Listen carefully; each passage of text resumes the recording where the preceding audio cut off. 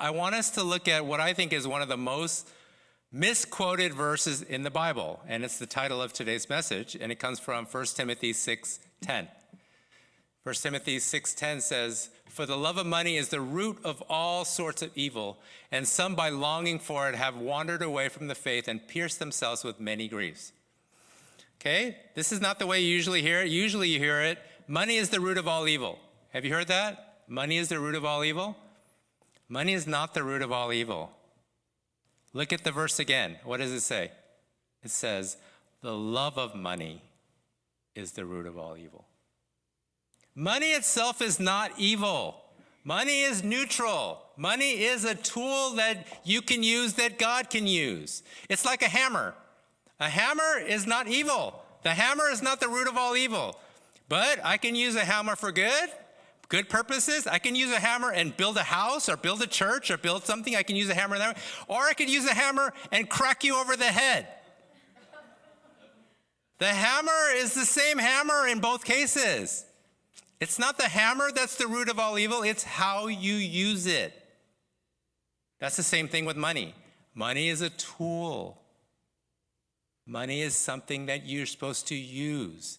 And it's how your heart relates to money, how you use money, that determines if it's evil or bad or good. Money is not bad. Money is not evil. Money is necessary. Money is important. Money can be a blessing, but it's how you use it, how you perceive it. How does it have a hold on you on your life? Does it drive your decisions? Is it what you're thinking about? Does it cause you anxiousness and worry all the time? Is it your primary focus and the things that keep you up at night? Or is it the things that grab your heart and the things that are driving your decisions? I think when I look at money, it is one of the primary hindrances for people being directed by God into the place where He wants them. That happened with me. I shared before about how I was at a church for 15 years, Catalyst, and how I loved that church. That church was literally like my family, even more family than my actual family. That's how I felt about this church, right? They were there for me when I was going through tragedy. They were going through me so much difficulty, and they were there. It's funny, even my father-in-law was saying, when we were going through this difficult time and seeing the church constantly there for us, saying wow, you guys are so blessed to have this church family. And I said, I know. So I share that because you can imagine what it took for me to leave that church. It had to be, God had to speak really clearly and really loudly and really often, right? When He kept speaking to me about this ministry of Standing Stone that I eventually started to join, about ministering to other pastors, and ministering to missionaries, and ministering to the people who are ministering to other people. And that was very clear to me, very strong. You know what was the biggest hesitation for me to saying yes to that? It wasn't leaving my church. It wasn't doing all those things, although that was a huge part. It was that when I joined Standing Stone, there's no salary.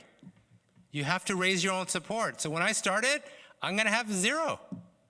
And it's not like I made a whole bunch of money. If I wanted to make a whole bunch of money, I wouldn't become a pastor. That's not the reason you become a pastor. It's not like I was making a whole bunch of money as a pastor, and that's what I was worried about.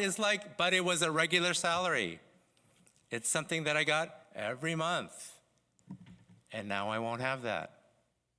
And I don't know where it's going to come from. I don't know if I'm going to have that same salary. I don't know if I'm going to have any salary. I don't know who's going to support me. It is a hindrance. And I think that those kind of fears, those kind of thoughts hinder us in the decisions we make. Sometimes we're in a place longer than we're supposed to.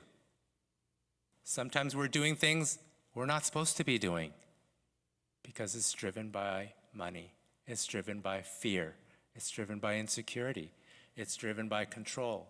It's driven by these things that the Bible is warning about. I've mentioned this stat before did you know that Jesus speaks more about money than any other topic?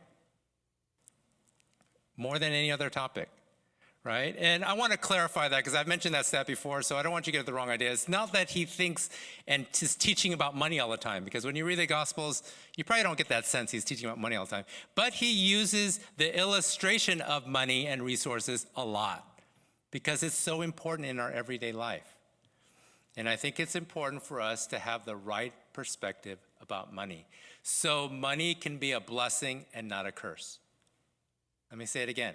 We need to have the right perspective on money so money can be a blessing and not a curse and not a burden.